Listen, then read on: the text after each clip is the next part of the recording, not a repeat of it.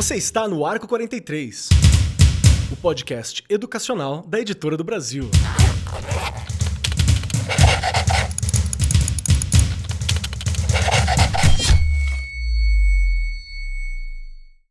Saudações para você, meu querido professor, minha querida professora, você que acompanha o Arco 43 Podcast. Seja muito bem-vindo, muito bem-vinda, muito bem-vindo e cole conosco, porque hoje o papo é um daqueles que são de super importância e sempre tem espaço dentro de uma comunidade escolar.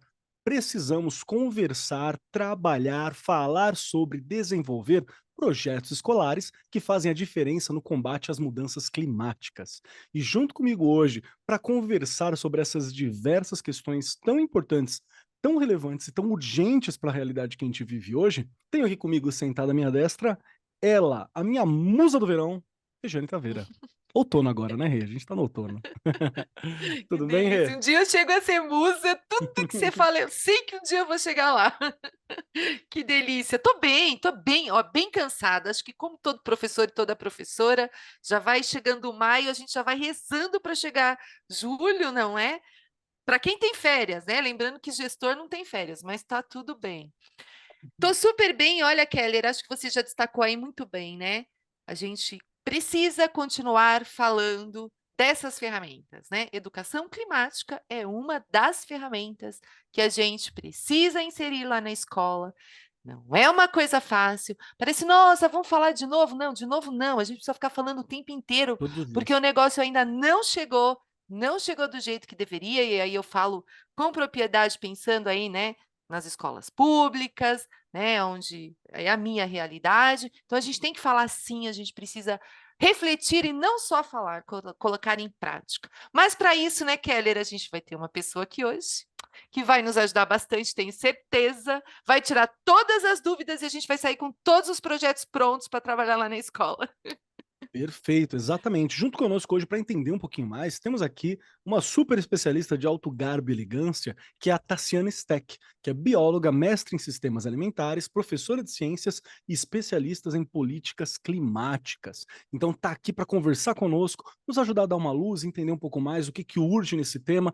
E eu sei que tem muito professor que às vezes fica meio assim: "Ai, mas eu já trabalho", mas tem sempre algo melhor para trabalhar, tem sempre uma nova forma de lidar, tem sempre algo para a gente discutir. Tassiana, seja muito bem-vinda, que bom ter você trocando essa ideia com a gente. Tá pronta pro papo? Oi, gente, muito feliz de estar trazendo esse assunto tão importante, igual a Rede comentou aqui com vocês. Eu acho que vai ser ótimo, tô pronta. Perfeito, perfeito. Vamos lá, fique conosco que a gente já começa o papo.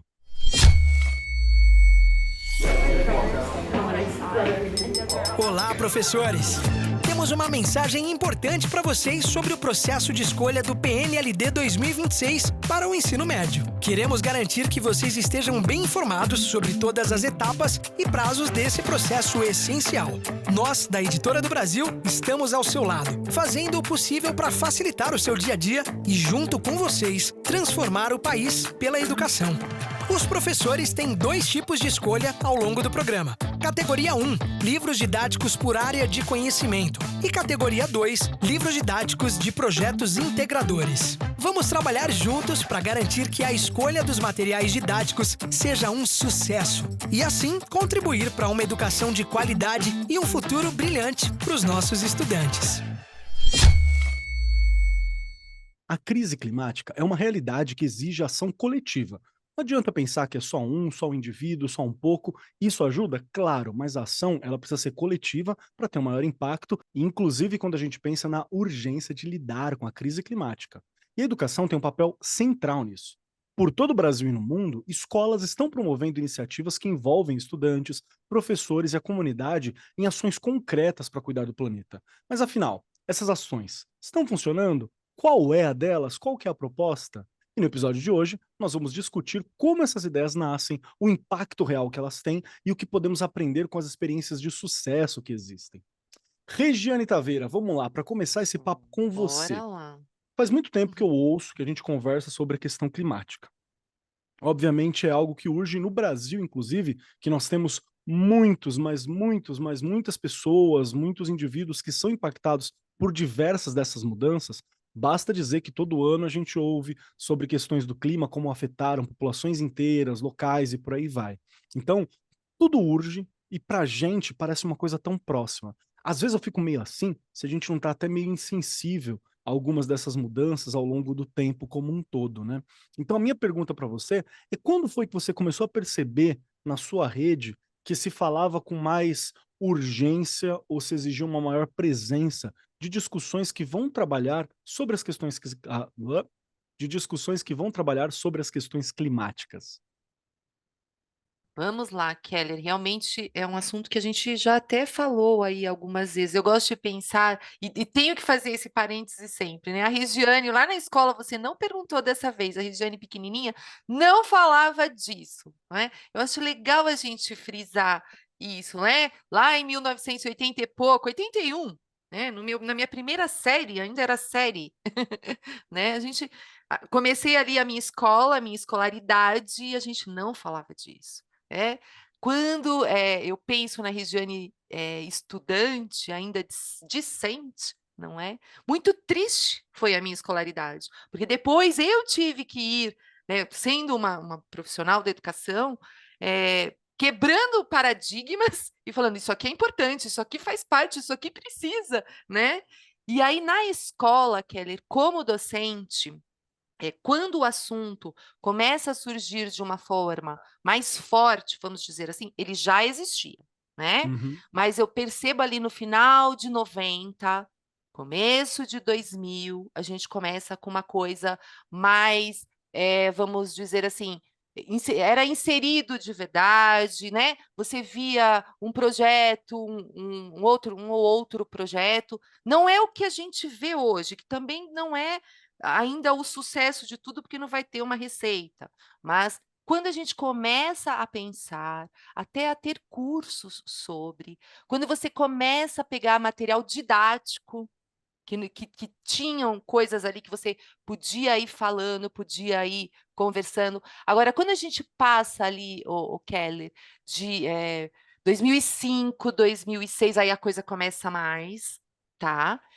E é o que eu falei, como docente finalzinho dos anos 90, tá, isso, me marcou, na verdade, porque eu participei de um curso na época, e olha que interessante, como a minha escolaridade não tinha, né, feito isso comigo, eu não tive esse efeito, vamos dizer assim, né, porque é um efeito na sua vida. Você parece que são coisas pequenas, mas são coisas super importantes, não é? Não desperdiçar, ter cuidado com o lixo. Perfeito. Gente, Regiane, se você ensinar uma criança desde pequena a ser sensível a tudo isso, né, ter uma sensibilização com relação ao que ela consome, com relação ao que vai acontecer com o lixo, se ela apaga uma luz, se ela fecha uma torneira. Gente, parece que é bobo, mas não é. Então, eu não tive isso. Então, pensa, quando tudo isso vai surgindo na minha vida como profissional da educação, eu também fui aprendendo.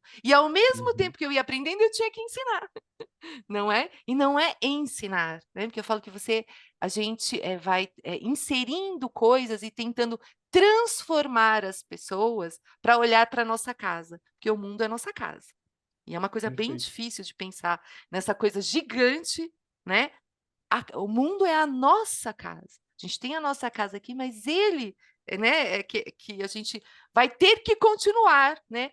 Quando a gente morre, tem gente que continua, seus filhos, seus sobrinhos, enfim. É um Então a gente legado, tem né. que ter essa preocupação, mas isso, Keller, hoje eu fico feliz, porque eu já vejo um trabalho desde a educação infantil, e algumas famílias Uhum. também, mas a gente pensando na escola, a gente tem a educação infantil que já olha para isso, já tem como foco, já há trabalhos muito legais, não é? Então eu acho que, né, quando você fala: "Daqui 30 anos", eu acho que daqui 30 anos a gente vai ver já muita coisa diferente, não resolvida. Perfeito, perfeito. Gostei muito da tua fala, Rê, porque inclusive ela traz muitas coisas que são bacanas. Quando você fala da década de 90, eu também tenho essa impressão, a Tassiana está aqui para ajudar a gente também a entender um pouco disso, que foi na década de 90 que mais se falou no Brasil, imagino que por causa da Eco 92, né? Que teve lá, que o Brasil se manifestou e falou assim: não, vamos ter um compromisso, que é a Agenda 21, salvo engano, né? E aí acho que foi no fim da década de 90, início de 2000, que a gente teve a lei da educação ambiental também, foi várias propostas que começaram a introduzir essa discussão dentro da educação. Então, se hoje algum professor olha assim e fala: "Nossa, mas a gente está falando disso já há muito tempo", que bom, isso só aconteceu porque muita gente batalhou lá atrás para que a gente conversasse a respeito, né. E eu gosto muito também da sua fala, Rê, porque você traz uma realidade que é uma das formas da gente educar a molecadinha, a criançada dos anos iniciais, que é justamente a partir do que ele pode fazer, né? A partir do que ele pode fazer em casa, o que ele pode fazer na escola, é um começo dessa proposta. Agora eu quero perguntar para você, Tassiana, que está aqui com a gente. Tassiana, duas perguntas, na verdade. A primeira é sobre como foi que você se envolveu com essas questões sobre educação climática, sobre a compreensão sobre educação ambiental, né? O que que fez você se aproximar dessa discussão? Eu imagino que você tem uma idade próxima da minha, então meio que a gente é fruto desse momento da Eco 92, dessas discussões, né? Somos influenciados por esse período também. E a outra pergunta é, qual que é a importância da escola ter um projeto escolar que tenha a ver com esse combate, né? Obrigada, Marcos. Então, eu acho que fui muito atravessada pela Eco 92 também. É um momento assim que eu tenho bem de lembrança da minha vida escolar. Eu estava na sexta série, que ainda era série, né, igual a Rede falou, Aham, em 2000, no ano 2000. E eu tive uma professora que trouxe para a sala de aula a explicação do que foi a Eco 92. E aí foi aonde eu falei, nossa, eu quero ser isso. Assim, já não sabia o que era ser ambientalista ou trabalhar, né, com mudança do clima, muito menos. Mas eu me atravessei nesse momento, assim, de falar, que legal, eu quero entender, quero conhecer, quero estar próxima desse tema. É, então, a partir daí, as coisas vão acontecendo, né? Eu fiz biologia, licenciatura, dei aula nos anos iniciais, então, do ensino fundamental, legal. e eu acho que a educação tem esse papel, né, de formar não só as crianças e os adolescentes, os jovens, mas de levar para as famílias, né? Então é muito transformador quando a gente vê o movimento que a gente faz em sala de aula, na escola, transformando a cultura de uma família, assim. Então eu acho isso muito bonito. E o clima foi vindo a partir disso, assim, dessa conexão que eu queria fazer da biologia, das ciências naturais, mas com a vida das pessoas, né? E aí, na última década, eu acho que ficou impossível a gente falar de qualquer assunto relacionado a ciências e biologia sem conectar com a mudança do clima. E aí, fui me Verdade. especializando nessa área, muito pela perspectiva dos sistemas alimentares, né, dos assentamentos humanos diversos, assim, então nessa perspectiva de produção de alimento. Então eu fui por aí, assim, cheguei aí no clima através dos alimentos orgânicos, da agroecologia.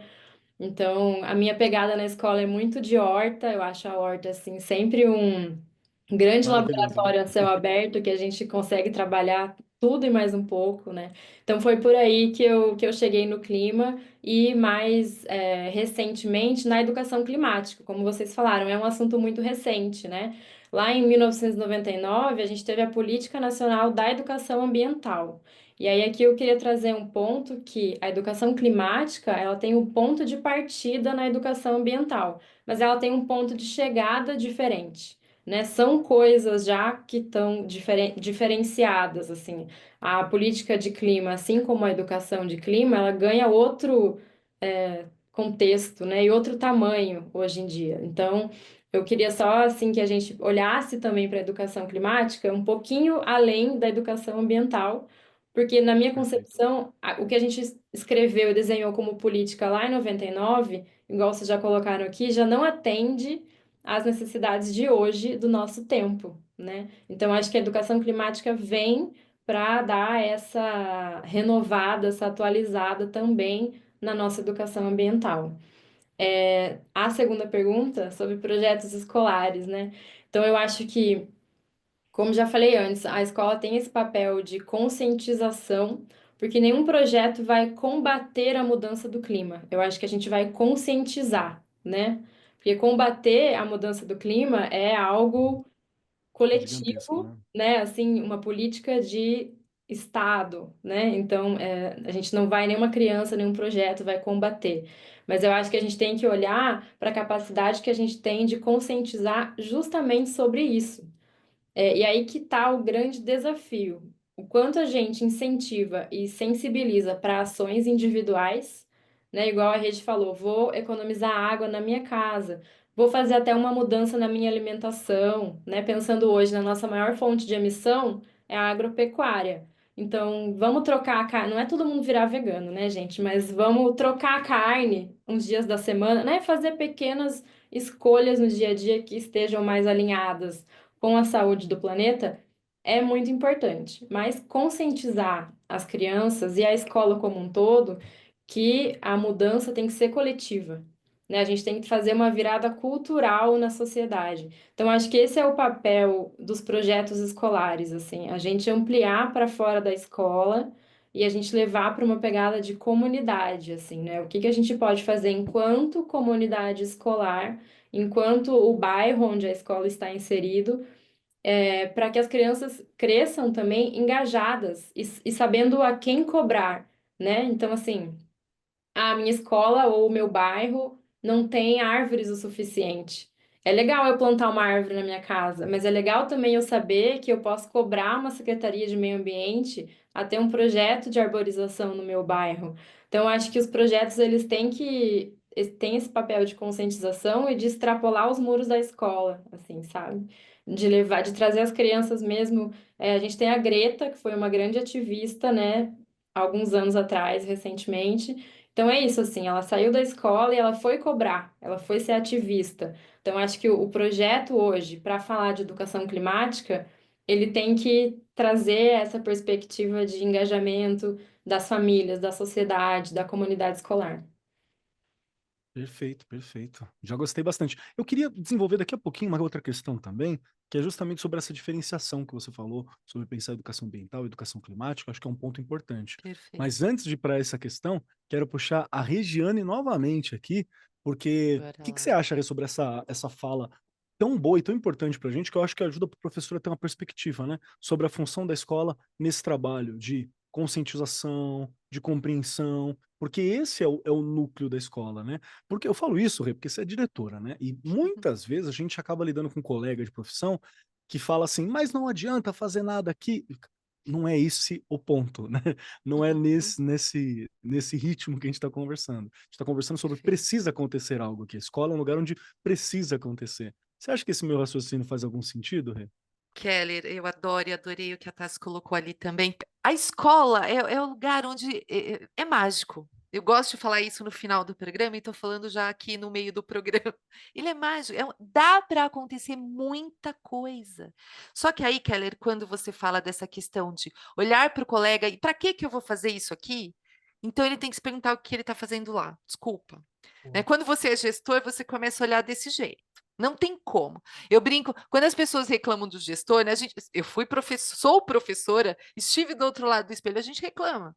Só que quando a gente vira a chavinha ali para entender todo esse processo, porque não é fácil você engajar docentes, a comunidade, para você desenvolver um projeto, porque o projeto, ele não pode ser um projeto estou desenvolvendo um projeto.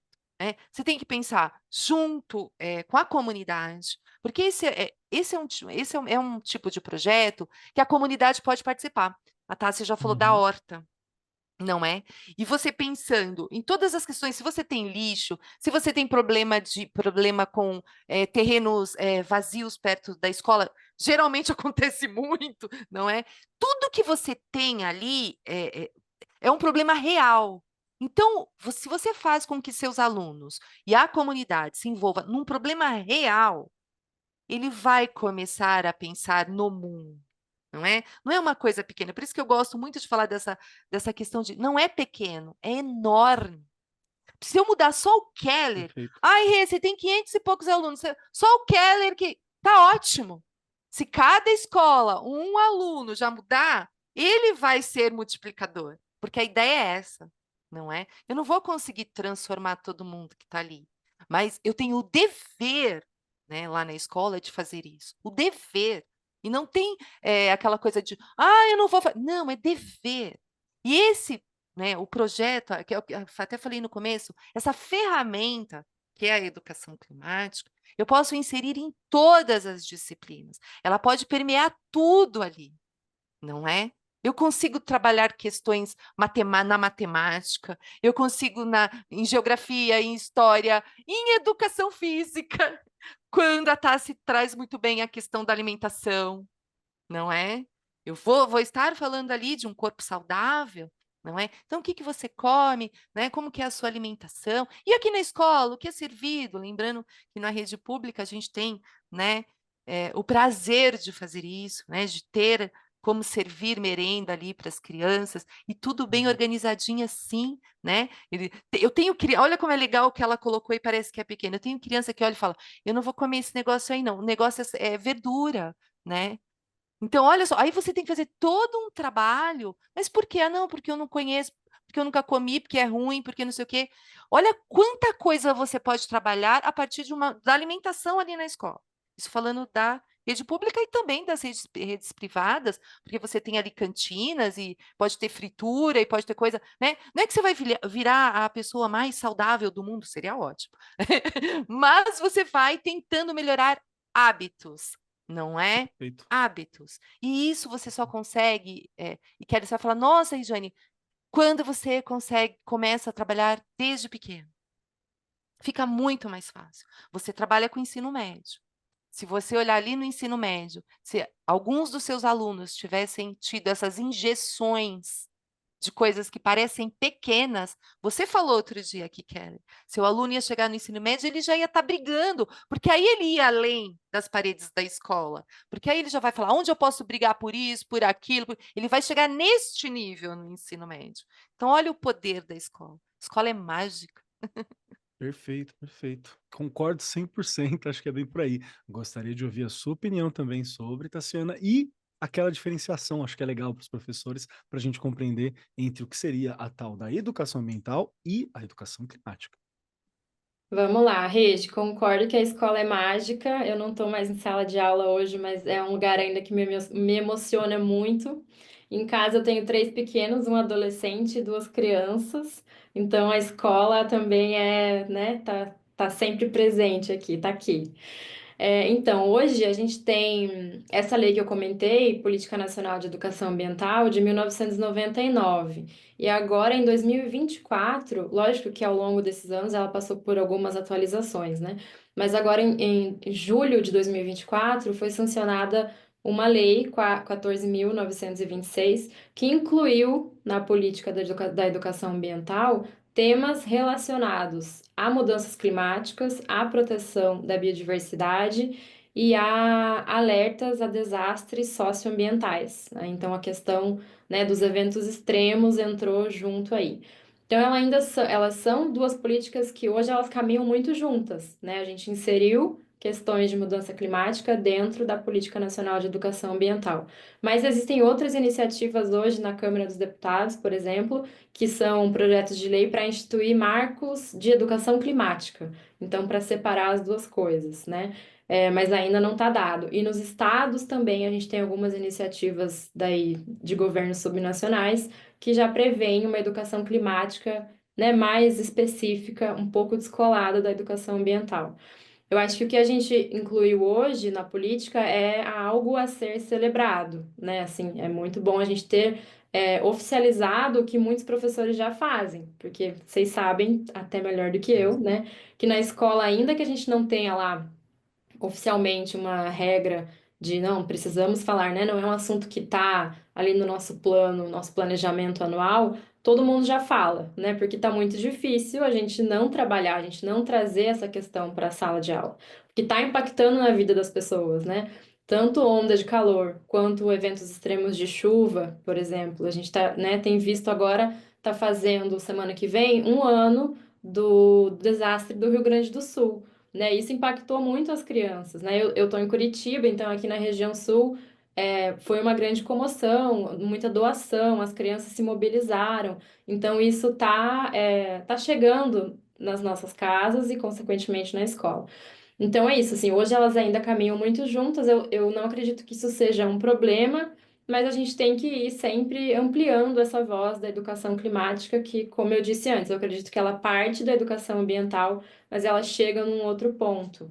E tem muito a ver com a transversalidade que a Rede comentou, né? Em todas as disciplinas a gente consegue trabalhar a mudança do clima, né? Quando a gente fala em geografia, por exemplo, desigualdades do nosso país gigante, a gente também está falando de mudança do clima pensando em quem é hoje mais atingido, mais vulnerável à mudança do clima. Quais são as populações mais vulneráveis? Então, aí a gente trabalha desigualdades sociais, desigualdades territoriais, né? A gente trabalha questões indígenas. Então, tudo isso a gente vai trazendo a mudança do clima dentro dessa transversalidade, assim, que eu acho muito importante. Fora essas questões de matemática, de química, né? Quais são os gases do efeito estufa? Da onde eles vêm? Né? Qual é a nossa fonte de emissão? Então, eu acho que em todas as disciplinas a gente consegue falar, né? E aí, isso rompe um pouco com a lógica da educação ambiental dentro de uma caixinha que a gente via antes, que era para falar de reciclagem, de poluição, né? De um cuidado com a natureza, mas muito ali, né? Assim, mais fechado. Então, eu acho que a gente tem que virar essa chave. É até uma crítica que eu faço, vou ser um pouco polêmica aqui, quando Por a gente favor. tem, quando a gente tem, vamos reutilizar a garrafa PET, por exemplo. Eu acho que a gente não pode mais reutilizar a garrafa PET. A gente tem que levar para as famílias que a garrafa PET tem que acabar, né? Então, quando a gente fala aqui em manter a temperatura do planeta adequada para que a gente sobreviva, né, enquanto sociedade humana, a gente tem que acabar, por exemplo, com a indústria do plástico, né, que está gerando microplástico nos oceanos, que a gente já sabe que tem dentro do nosso corpo humano. Então, a hora que a gente vai fazer pequenos ajustes aí na escola, faz o feijãozinho no algodão, que é maravilhoso, as crianças amam, né? Uma coisa, é um clássico, mas é incrível ver o feijão crescendo, enfim, eu adoro.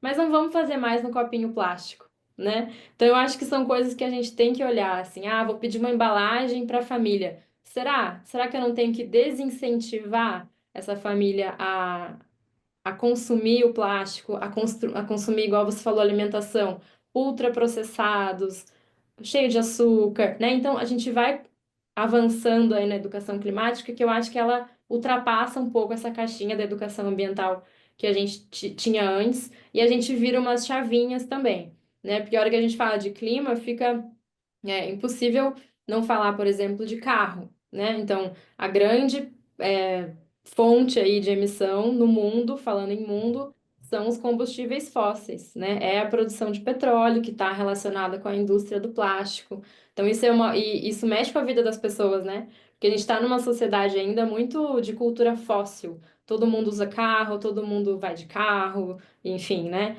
E aí é outra pegada que a gente tem que ter agora, né? Vamos falar para o pai abastecer etanol? Ainda que seja pouca coisa, mas já é um passinho para entender que existem combustíveis e combustíveis, né? Nem todo mundo hoje pode ainda ter carro elétrico, tomara que isso aconteça, que seja acessível para todo mundo em breve. Mas são coisas que a gente tem que ir trabalhando e que extrapolam essa educação ambiental que a gente tinha antes, que, como a gente comentou, não responde mais às urgências do nosso tempo, né? Perfeito, perfeito. E eu Perfeito. gosto muito dessa fala, porque, assim, uma das coisas mais legais de estar aqui, da Editora do Brasil disponibilizar esse momento que a gente tem aqui no Ar 43, eu vou falar de mim mesmo, né? Para mim é justamente essa formação. Porque muita coisa a gente aprende na universidade, a gente aprende informação via diretoria de ensino, via formações que a escola oferece, mas a gente nunca consegue estar 100% atualizado em tudo, até porque as coisas Não. passam muito rápido, né? Então, já faz algum tempo, por exemplo, que eu tenho percebido justamente essa fala, mas eu não tinha entendido ainda que a gente já tinha mudado até o nome, né? Não é mais exatamente educação ambiental, mas é uma educação climática, porque tem um outro objetivo. Se Verdade. apoia, funciona, mas tem um outro objetivo. Eu acho que aqui tem um ponto bem legal para o professor refletir também. E, de novo, olha só como algumas pequenas mudanças mesmo que nós possamos ter na nossa prática, né? De como a gente conversa, como a gente passa as informações envolvendo a questão climática, como a gente atua em sala de aula, como eles também mandam uma mensagem diferente, como você falou sobre a forma como eu vou fazer determinadas, né, determinadas atitudes, como fazer determinadas atividades, usando plástico, não usando, evitando plástico, falando sobre ele, tendo esse tipo de análise, é um ponto muito bacana. que bate uma coisa que eu e a Regiane sempre falamos aqui, Regiane mais do que eu, inclusive, que é a necessidade de formação do professor contínua, né, Rê? A gente Ai, precisa mesmo. Olha só como a gente já tem coisas que nem é tão recente assim, mas que eu tenho não, certeza que não chegou em todas as salas de aulas, né, dos não. professores. Que delícia, não é? Acho que você colocou Essencial. tudo o que eu estava sentindo agora. O quanto. Não, é verdade, porque aí me veio a frase besta na cabeça: o menos é mais mesmo, né? Porque aquilo que, olha, parece uma coisa tão, né? Ah, todo mundo já sabe. Não, tem coisas que eu não sei, que você não sabe, e que se não tiver formação, a gente vai continuar com ações que contradizem aquilo que a gente está tentando mudar. Exato. Olha isso, não é? E a escola, se a gente está falando que a escola pode e deve ser, né, um dos principais meios aí para que tudo isso vá acontecendo, vá mudando, vá se transformando, as ações, né, os comportamentos, enfim. Como que a gente não sabe ainda que está fazendo coisa errada?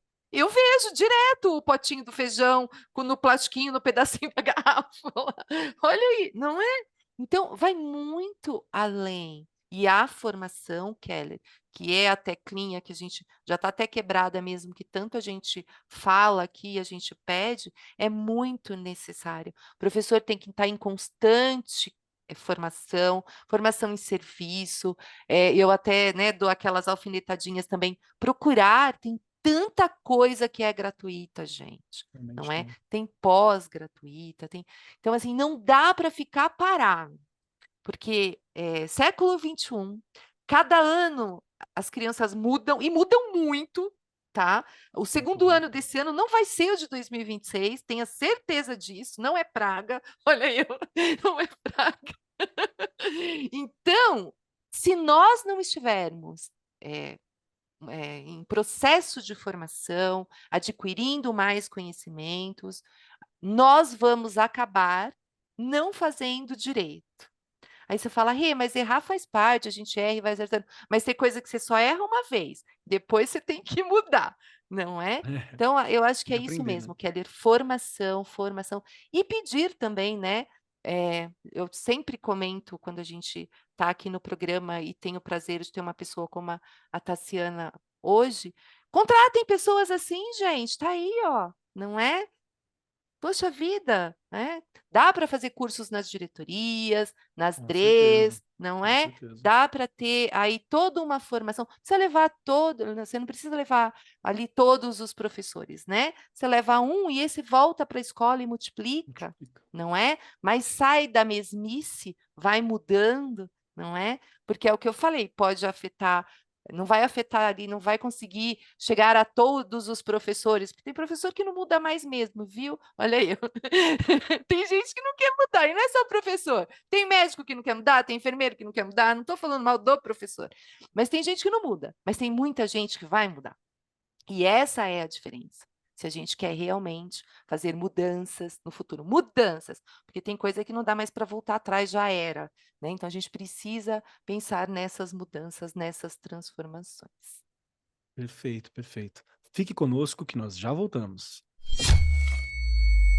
Descubra o sistema de ensino Brincando, da Editora do Brasil, o seu aliado na educação infantil e anos iniciais. Com materiais completos e planejamento estruturado em 36 semanas, o sistema Brincando garante praticidade e ludicidade na formação integral dos estudantes. O sistema de ensino Brincando inclui livros didáticos, cadernos de atividades, caderno de letra cursiva, caderno da família, diário da criança, caderno de produção textual, varal de letras e livros de literatura.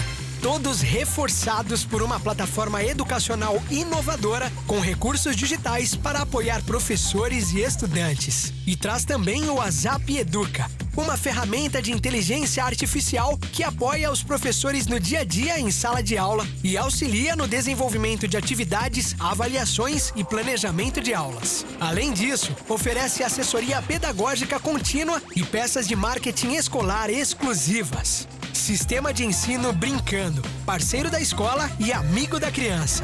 Acesse editoradobrasil.com.br e descubra como. Tassiana, já me acrescentou muito o papo até aqui, e eu não vou mentir não, real mesmo, assim, porque eu tenho uma formação como educador ambiental, mas ela já está antiga também. Então tem algumas dessas discussões em que tá me faltando ir atrás, né? Tá me faltando correr atrás. E culpa minha, tá bom? Porque tem YouTube, tem discussão em vários locais, né? Tem podcast, tem de tudo por aí. É culpa minha mesmo e tô puxando minha própria orelha nesse momento. Mas eu quero fazer mais uma pergunta também, o tom dela é difícil, hein? Porque muitas vezes a gente realiza esses projetos, muitas vezes nós temos alguma proposta, mas eu não sei se a gente consegue passar o tom correto.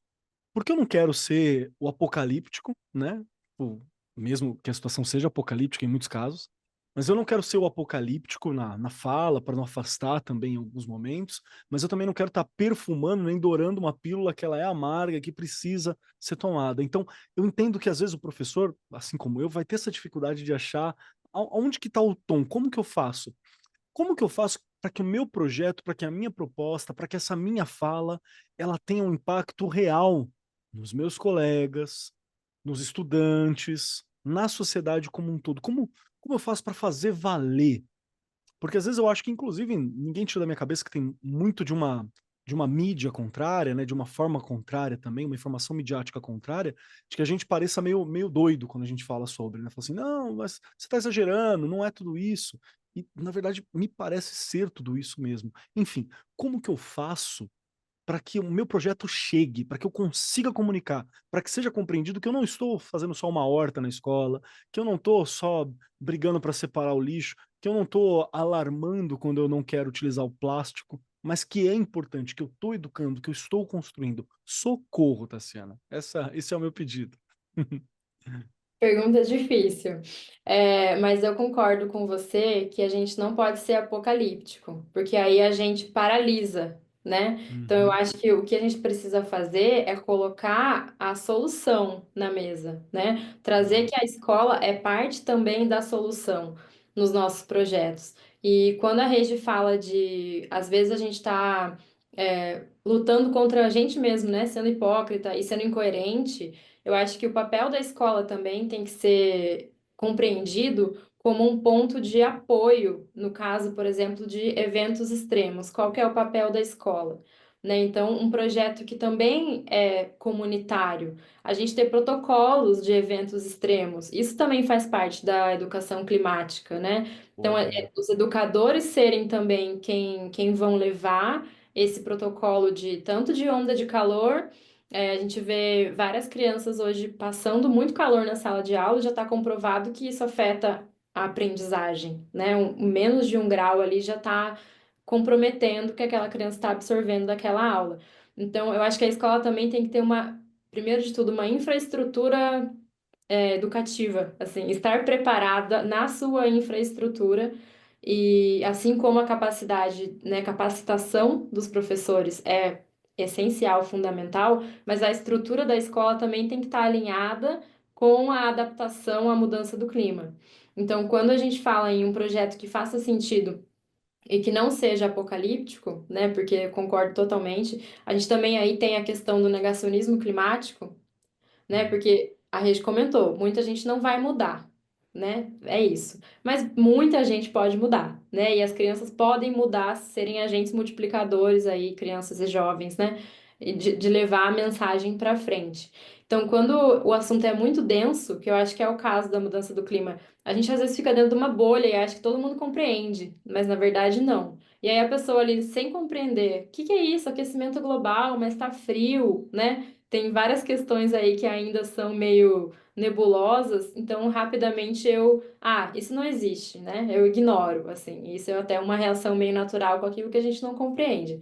Então acho que a gente tem que trabalhar, igual você falou, contra essa coisa midiática do negacionismo, e isso a gente faz com educação mesmo, com conscientização, com entender a química dos gases, os setores da indústria, da onde que vem, entender que o aquecimento global não vai deixar tudo sempre quente. Ele vai favorecer eventos extremos, tanto de frio, quanto de chuva, quanto de seca. Então, são eventos extremos para qualquer lado, não é sempre mais calor. Então, parece simples, mas às vezes na cabeça da criança e até na sociedade, né?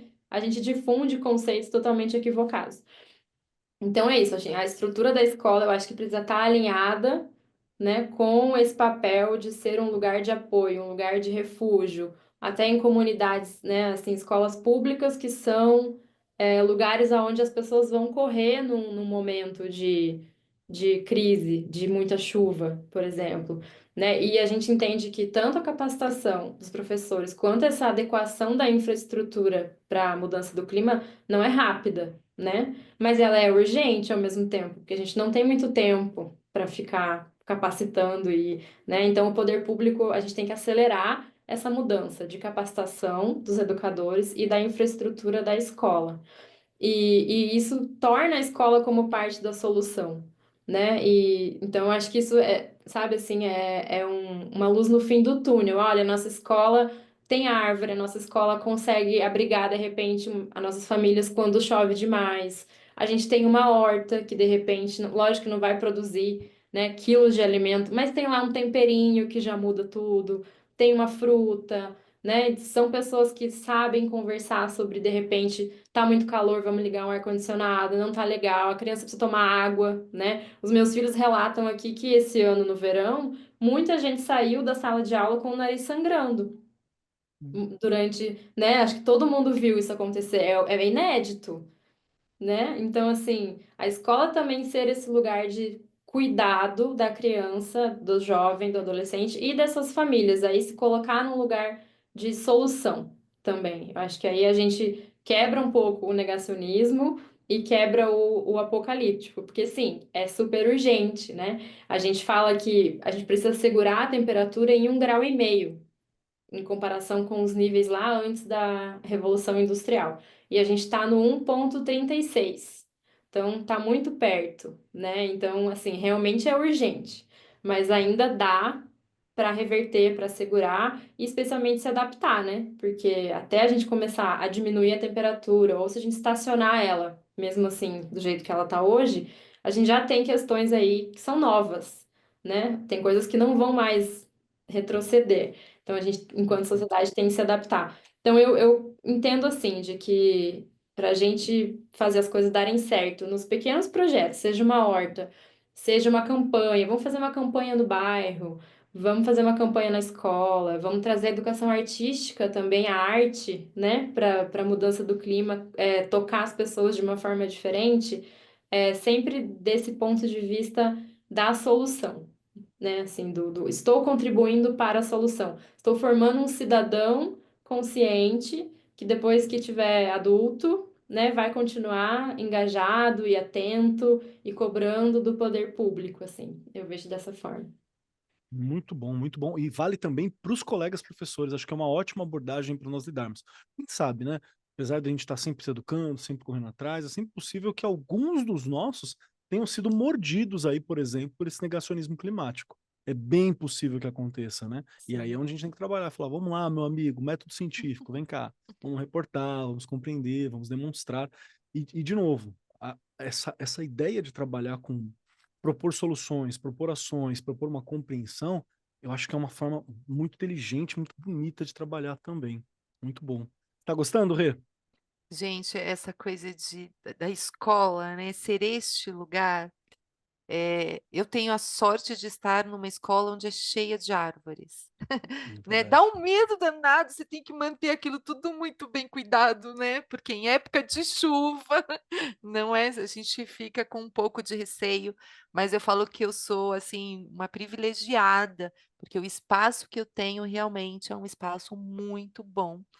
E já pensando nisso, olha que interessante, aí fica também, até para os gestores das escolas, analisarem.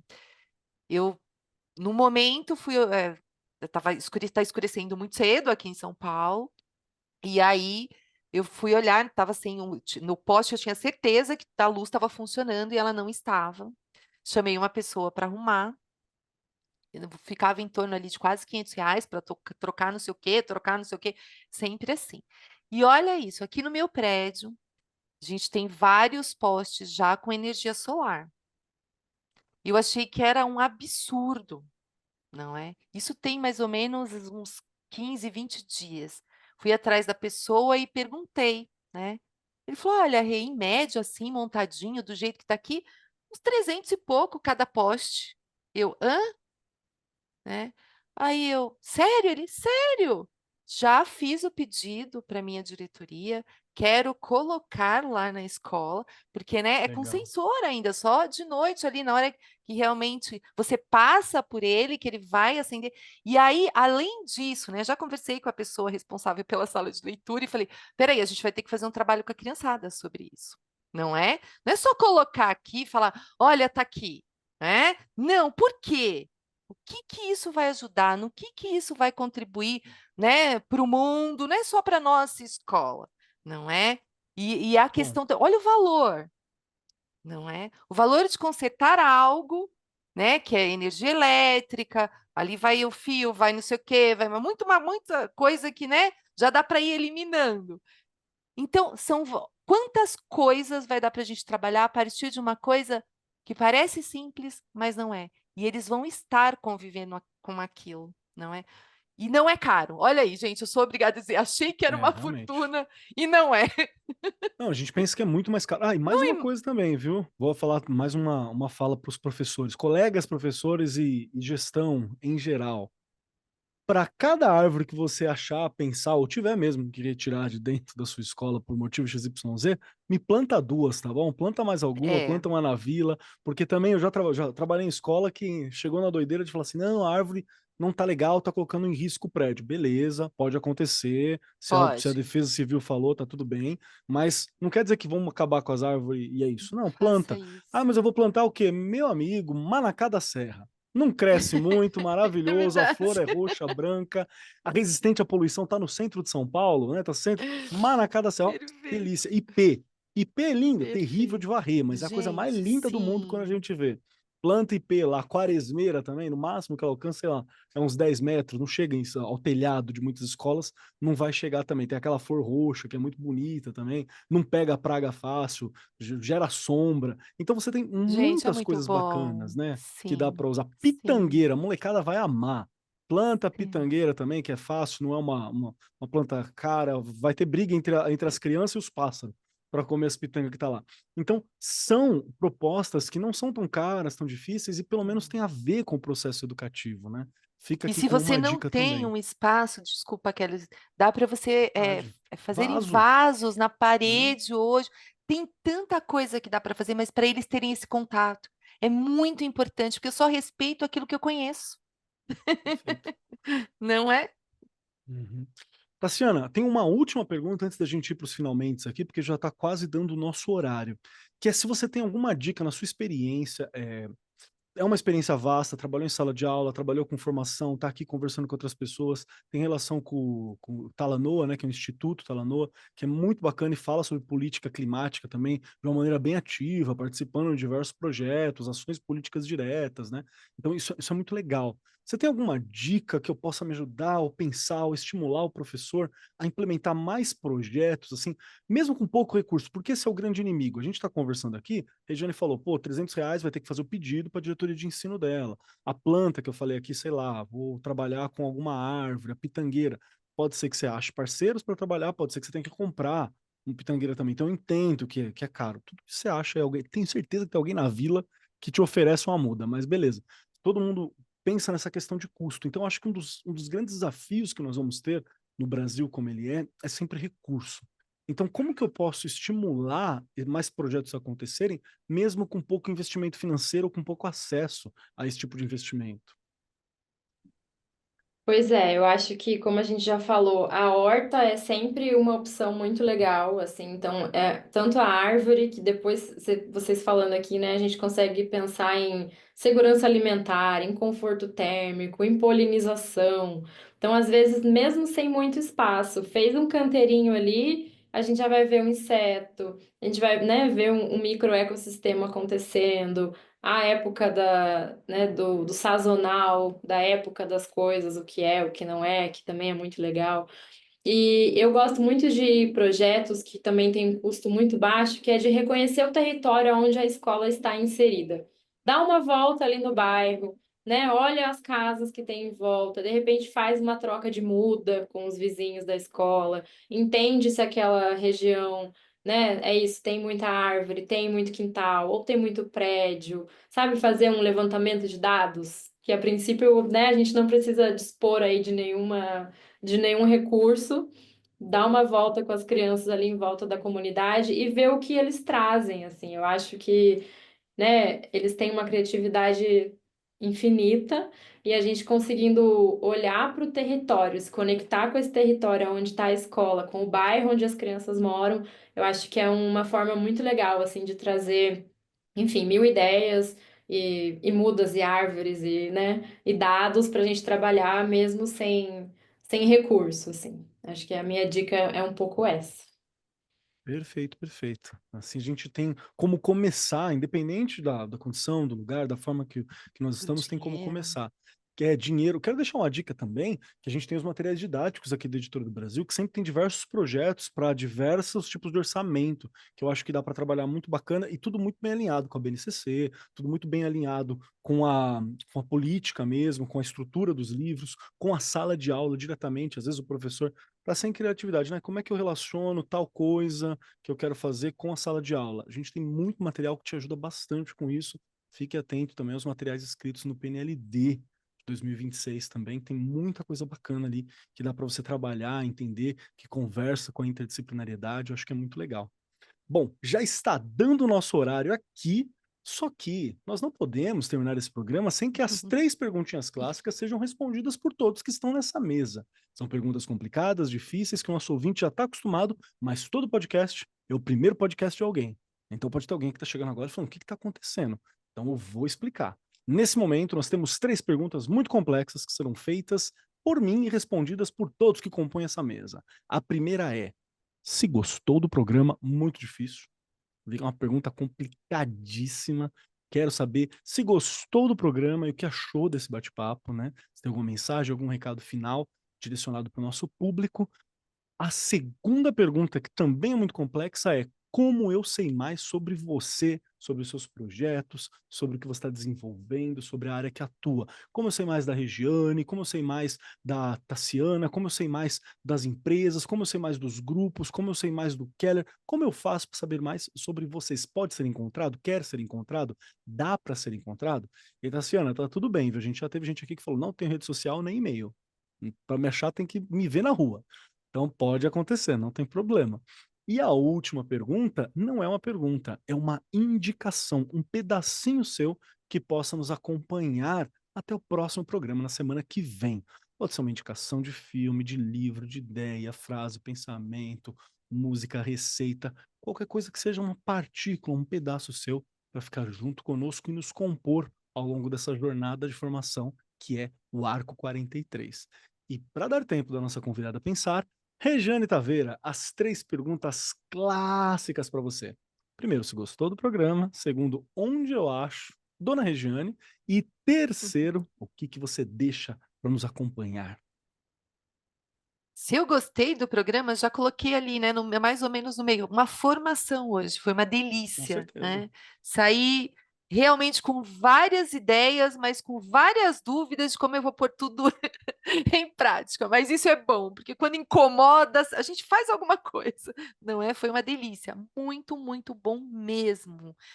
E eu tô aqui no Arco 43, tô lá no Instagram, tô lá na escola, né, Keller?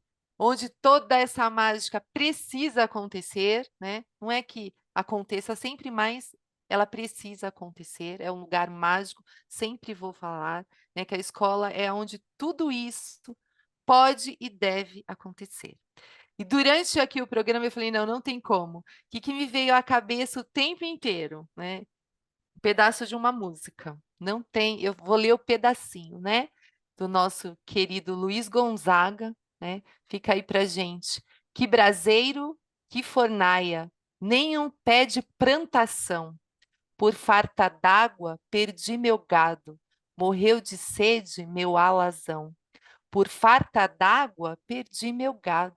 Morreu de sede meu alazão.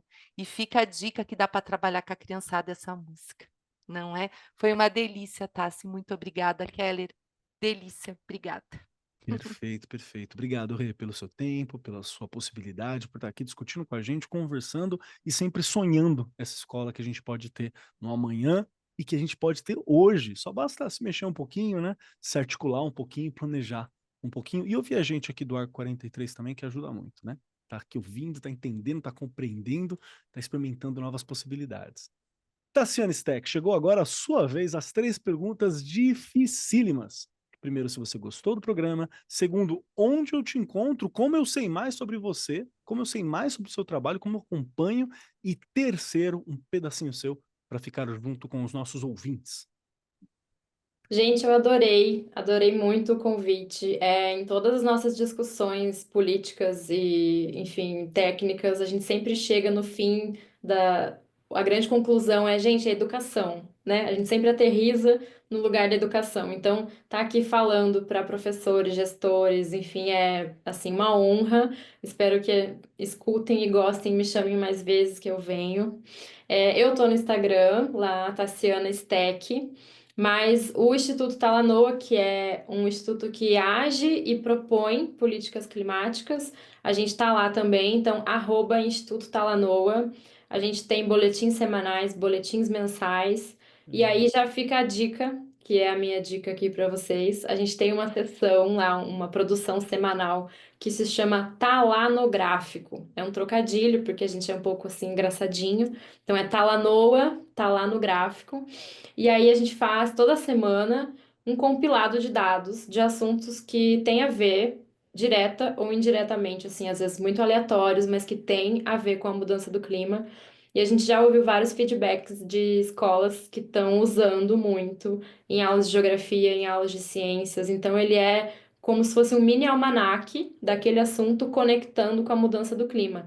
Sai toda semana, na segunda-feira, tem versão PDF. Se precisarem também de outras versões, mandem e-mail, mandem DM que a gente compartilha com vocês.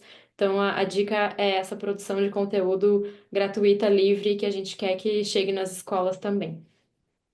Perfeito, perfeito. Muito obrigado. Obrigado por estar aqui com a gente, obrigado por essa sensibilidade, obrigado por esse trabalho, Tassiana. Acho que foi muito legal e eu tenho certeza que todo mundo que sai daqui sai com uma formação a mais. E rapidinho, no podcast, voltando para casa, lavando uma louça, recebeu informação. Obrigado, viu? Agradeço muito. Obrigada. Chegou então a minha vez. Quero dizer que eu gostei muito do tema, apesar de ter me sentido um pouco distante nos últimos tempos, pela correria, né, sobre as discussões que envolvem, né, a questão climática, que envolve meio ambiente. Tenho uma formação, gosto muito, moro numa área semi-rural, moro aqui em Suzano, em São Paulo, numa região que ela é semi-rural mesmo, amo essa região, acho muito legal sair daqui da minha casa e eu ter que esperar passar o gado, passar um cavalo na frente. Acho muito bacana estar aqui e sei que sou muito privilegiado porque eu tenho um céu muito bonito, eu tenho aqui do lado, né, o verde para trabalho e gosto de trabalhar essas questões junto com os estudantes, até para eles valorizarem também essa região que eles estão em volta e que eles veem sempre. Então é normal, gente. A criança que vê sempre alguma coisa vai falar achar que aquilo é o mais normal do mundo. E está cada vez menos normal a gente ter acesso a essa vida, né, a esse meio ambiente. Já falei em programas anteriores aqui que a escola estadual em que eu trabalho, aqui em São Paulo, a gente tinha uma comunidade lá de macaquinhos que ficavam lá com a gente também, então teve que se educar, aprender como lidar, o que que come, não dá para comer, o cuidado, tinha professor que ficava sempre observando para ver como é que estava a saúde, né? Então a gente se organizou. Hoje em dia eles já migraram para uma outra área, mas tudo isso é legal porque é sobre a nossa conexão, né, com o ambiente. E tudo pode virar aula, gente, tudo pode virar aula. Você tá afim, se você tem informação, tudo é aula. Então, eu agradeço muito, foi muito bom esse papo para mim. Espero que a gente tenha muitos outros. E, inclusive, quero dizer que já deixo também o convite aqui, porque eu quero conversar sobre soluções baseadas na natureza, que é a Amazônia 4.0, Pacto Restauração da Mata Atlântica, tem muita coisa bacana. A discussão de energia limpa, como que eu trabalho isso em sala de aula, é algo muito bom também. Fake news climática, negacionismo é uma questão que é importante. Ah, eco-ansiedade, já ouviu falar essa, gente? Quem não ouviu aí, tem um rolê da eco-ansiedade também, que é um entendimento muito legal para você perceber sobre saúde mental, justiça climática, racismo ambiental, que são questões extremamente cotadas para serem abordadas, inclusive no Enem. Então, professores, trabalham essas questões em sala. Agradeço muito por essa possibilidade. Quem quiser me acompanhar por aí, @MarcosKeller em pouquíssimos lugares. Percebi que não tem mais um monte de lugar que tô assim. Você me acha no Instagram como @KOBKeller. Procurou por Marcos Keller, não tem muitos Marcos Kellers por aí. Um dos 5 ou 6 que você encontrar, provavelmente serei eu. Então, pode ir lá, dar uma olhadinha, que você me encontra por aí. Amo bater papo, conversar e entender um pouquinho mais sobre como que tá o dia a dia de geral dos professores também. E a minha indicação para vocês hoje, eu tô meio na dúvida sobre qual a indicação específica que eu vou trabalhar. Então, eu vou aproveitar e vou fazer o seguinte: deixo para os professores não uma indicação, mas uma proposta de pesquisa. Eu falei algumas coisas aqui, falei sobre racismo ambiental e climático, falei sobre justiça climática e desigualdade social, falei sobre ecoansiedade, só lancei as palavras. Eu convido os professores a ir lá e pesquisar sobre. Dá uma olhadinha, lança no Google, entende um pouquinho, perceba como aquele mundo que a gente chamava de educação ambiental, que era um mundo, né, compacto, uma caixinha pequena, como a Tassiana muito bem falou aqui, ela já se desdobrou num mundaréu de coisas assim para a gente entender e para a gente discutir. Num mundaréu.